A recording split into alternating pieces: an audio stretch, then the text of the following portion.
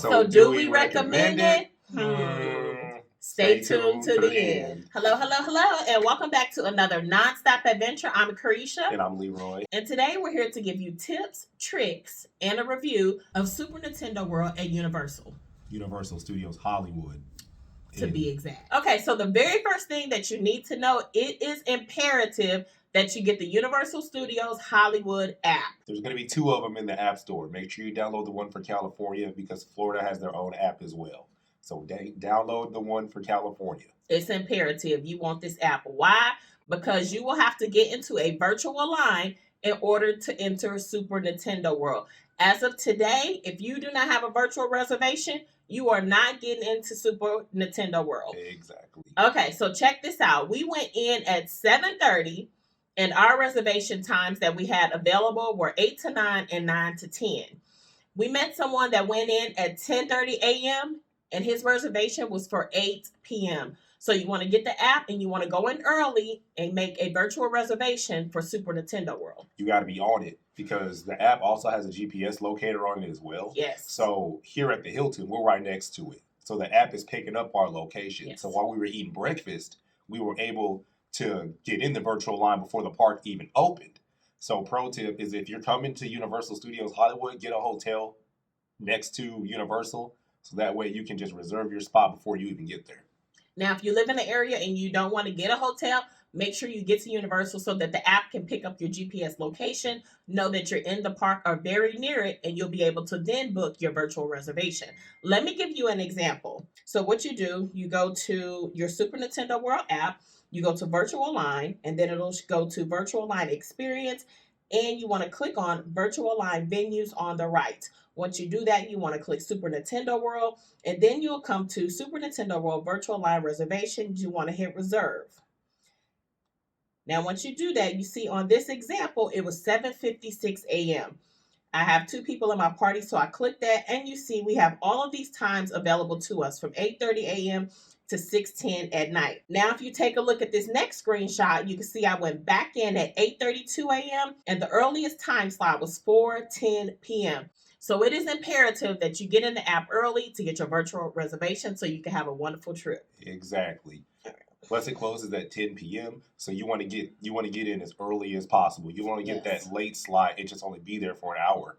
Right. It's not worth it. Because the lines, we're going to get to that in a minute. So when you get into the park, if you're interested in going to Super Nintendo World first, you better book it to the lower lot, go down those escalators and get there quick, because everyone is headed there and it takes a few minutes to walk there. So book it. And it's so beautiful when you're on the escalators on the way down to the lower lot. Please don't miss it.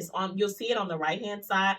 And it's absolutely colorful. You can see all the greenery. It's just beautiful. The colors are vibrant. And it really was a great photo op. And I was just like blown away, like so anxious to get there. So either when you get to the park or when you get to Super Nintendo World, you want to make sure that one of the first things you do is to get your wristband.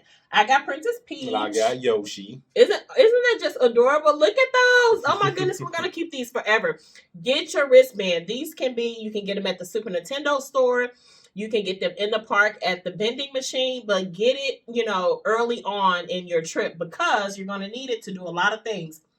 They're not cheap. This band was $40. $40. 40, y'all. So it's not cheap. All right, so this is where you get your wristbands. So I got 1 Peach and 1 Yoshi. Check out. Woo! $87.60, so $40 a piece. So it's not cheap, y'all. But, you needed to do your power-ups if that's something you want to do. It just makes it a lot more interesting because you can interact with the game. You can go to different areas in the park and, get your power-ups. And, like, when you take your character pictures, you get points for that. And you can check the app and track your points. On the back of your wristband is where you scan your code. And that's how you connect it to your app. So I thought it was pretty cool. Now, this thing, like, look at this. This Joker. Yeah, it's really flimsy. It's flimsy, and it's going to do this to you all day. So be careful, because I almost lost mine. It's kind of like those snapping bracelets you had when you were back little. in the day. So just like... So it's going to be careful, because it may slide off, but you don't want to lose it. $40 is not cheap. But, so is it worth it? I think so, because it made it a lot of fun. I'm going to collect it. I mean, why would you come all the way to Nintendo World and not get one? Exactly. And plus, there's different areas where you can look at your scoreboard throughout the park, and it just makes the experience more fun. Almost everyone that was there had one. They're buying them for their kids. So I don't know if you have kids, that can get expensive, $40, but definitely makes the trip even more memorable. Absolutely. So when you get there, on the right side, you're going to see the sign that says Super Nintendo World. You're going to see 3 warp pipes for your photo opportunity. And then you walk through the actual warp pipe. So it's going to be filled with a lot of lights. And you're going to hear all the sound effects from the Mario games, which is really, really cool. It was so cool, y'all. I literally felt like I was in a game of Super Nintendo. It was so much fun.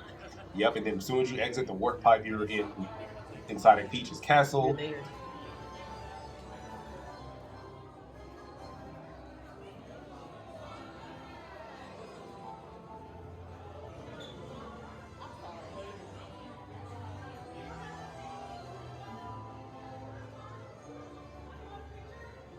Look at the details, baby, the details.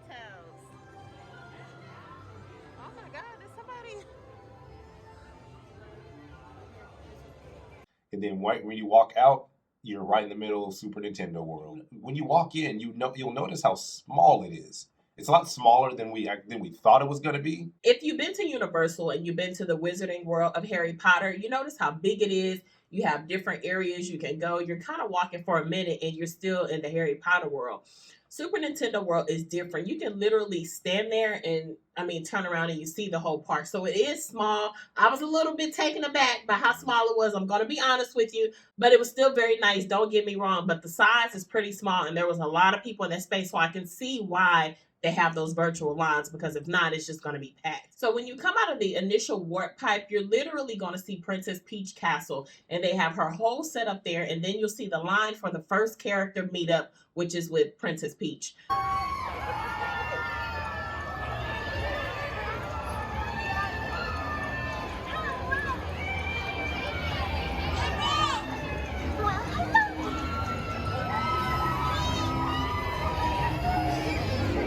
She is so cute. Since our slot was at 8 o'clock, the first meetup for Princess Peach was 8:30. So I got in that line because that was like the number one thing I wanted to do. I wanted to meet Princess Peach, and I did not want to miss that. And I think we were in line for maybe, 10 minutes? It goes by very fast. Oh, it was so iconic. I felt like I was in, Mushroom Kingdom. Yeah, we really felt like we were in the game. And she is so sweet. Her little voice, her dress, everything about her was just spot on. And you can take your pictures with your cell phone. You can do your videos with your cell phone. And of course, they also have a professional photographer there taking pictures. But it was such a memorable experience. And they also scan your band, so make sure you get your points. All right. So the main attraction in Super Mario World, or Super Nintendo World rather, is Mario Kart Bowser's Challenge. So if you ever played the game Mario Kart, it's pretty much a virtual reality version of the game. And the wait time, it can be long. When we got in line, it was approximately 150 minutes, but it wound up being about 90. Which seems long, but if you've been to an amusement park or if you're used to places like Disney, where it's really not that long, because Disney had you wait 3-4 hours. So it wasn't too bad. But it ended up being 90 minutes, so that's a good thing to keep in mind. Exactly. And then once you're in the queue, there's a lot of different elements from Mario. So you have different types of mushrooms, you got the stars, you got different rooms based off different characters. Like there's a Yoshi room, there's a Princess Peach room. But it was so cool, y'all. It was really nice. It was. And then the line, it kind of zigzags all over the place. Yes. You go up and down a couple of flights of stairs, zigzag through the turnstiles. Yes. And just like your typical theme park line. But it was so cool because it was so colorful. I got to take pictures of everything inside the park. There was one room where my shirt started glowing in the dark. They gave you a really nice experience while you wait. One thing about Super Nintendo World, if you're on the ground level, you'll look up and you'll see people up at the top with Bowser, and you're like, how did they get up there? That's part of the Mario Kart game. So you're getting to the entrance of Mario Kart Bowser's Challenge because you'll be at the outside area and it's like, okay, we're almost there. And then you get to the point. Then you get to the point where you get your little visor thing for the game. And then once you get your visor, the next room is going to be filled with Super Mario memorabilia. like they went to space or something. It was pretty cool. So They had like race suits. I thought those were really cute with the little hats, and they give you a video, kind of brief you on everything that's going on. It was like so exciting. I felt like I was in just another time zone. It was just a whirlwind. I was just like, it was so many emotions. I'm like, oh my gosh, I'm so excited. Exactly. And then, so when you get towards the actual platform to board the vehicle to play the game, so there's a single rider line, and if you're in a party of two, they actually may let you go ahead of everybody else. They let us hop a whole lot of people. Exactly. It was like, yes. Because it was just us two. Other people had like parties of like 4+. Yeah. And they wanted to, be together. Exactly. Actually, so there's warnings before you get on the vehicle. So, if you're a certain size, if you're pregnant, if you have motion sickness, just safety precautions you have to take before you get on. Yeah, they have that all throughout the ride, actually all throughout the park for various rides, but it's all throughout the ride. While you're walking, you can see these signs, and I was kind of like, "Ooh, am I gonna be able to fit? Your girl? Oh no!" But it was fine. I was comfortable. I actually had extra room in my seat, so I met the requirements. So I was happy about that. Yep, and then the actual ride experience was actually pretty cool. It's maybe about 5 to 7 minutes long, but it feels really nostalgic. You hear all the music from the Mario Kart games. They got virtual reality versions of some of the tracks, like Toad's Turnpike. So cool. Rainbow Road. Rainbow Road was so cool. I was like, oh my gosh, this is like everything. It was. And then they give you some goggles to put on, and there's in the actual steering wheel, there's buttons that you can fire shells at your enemies, like in the actual Mario Kart game. Yeah, so that's the whole point. You're trying to get rid of your enemies, even though we ended up losing. Bowser knocked us out. Team Bowser won. So there's two teams, Team Mario and Team Bowser. Yeah. We were on Team Mario and Team Bowser won, unfortunately. But it's part of the game. It was so much fun. I highly recommend this game. I would say it was definitely worth the wait. Mm-hmm. After the game is over, you exit through the gift shop. Oh, the gift shop, baby, they got everything you can imagine. So we got these cute little shirts. Yep. I got Princess Peach. I got Yoshi. And we also got some cups. We got lanyards. Yep, some pins. Yeah, we got some pins. So they do have enamel pins. I collect enamel pins. I think I got 5 different ones. We're going to show you some in this video. We also I got like a peach backpack. Mm-hmm. We got 2 cups. 2 cups and... Oh, he got a Yoshi stuffed animal. Yep, I got a Yoshi and a Luigi. Our total was $275. So they knock you over the head, baby. We came out the bag at this theme park. We did. So $275 for that. $40 each for the bracelets. Super Nintendo World alone, we spent close to $400. It was worth it. But it was worth it. I wouldn't change a thing about it. But I thought the gift shop was really nice. It's going to have a lot for you. Now, I will say this. On Saturday, they sold out of everything related to Princess Peach. So if you want your Peach stuff, I went to the store. When did we go to the store?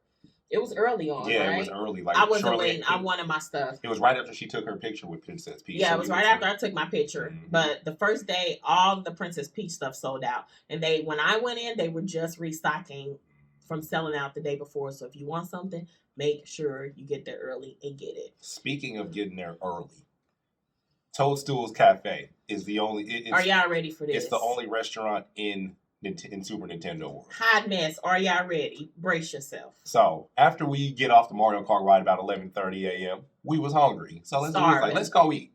So we see this line for TOADSTOOL Cafe. I was like, okay, it's a line, no big deal. We knew it was gonna be a line. We weren't expecting to go right in. So with TOADSTOOL Cafe, you actually need a reservation slot.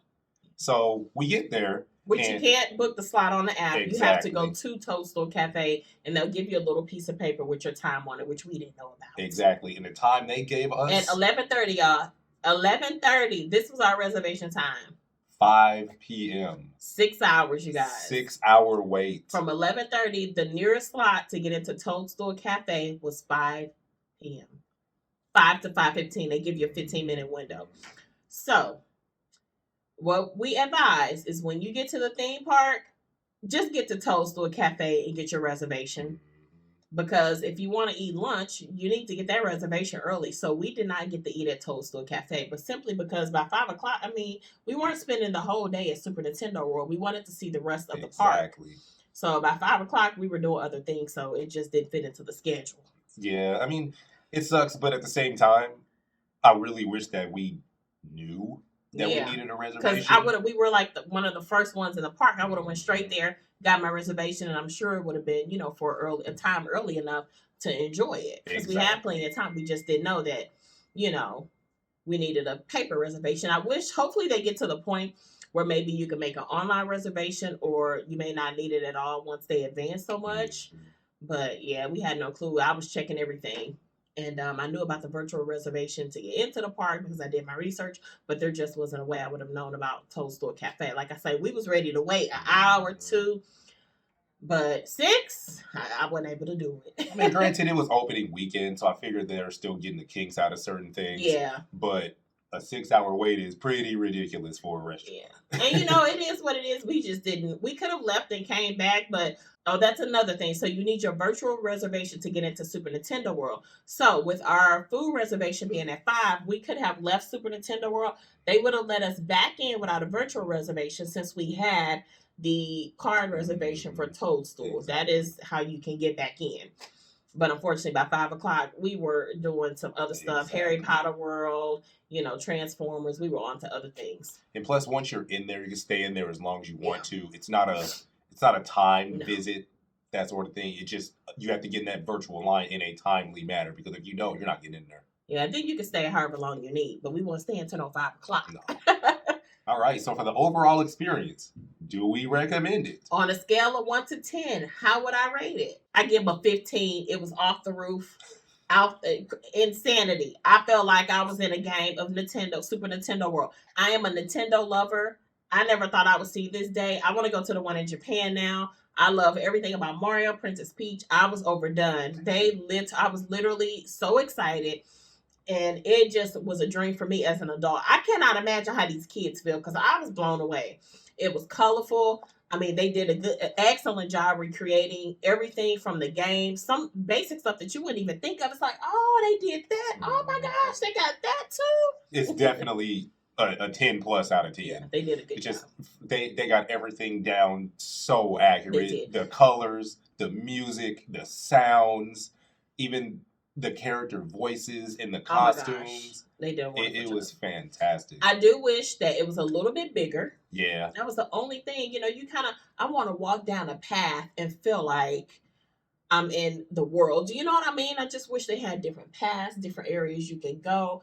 I do think it could just be a tad bit bigger. I don't know if they could add to it or if they will at another time. That's literally the only thing I could suggest. And the staff, I think they did a wonderful job trying to streamline things, because for the most part, things ran pretty good. There was even the wait time really wasn't bad when you think about it being open and weekend. The staff was nice. Everything was streamlined. Baby, they had everything you needed. They were on point.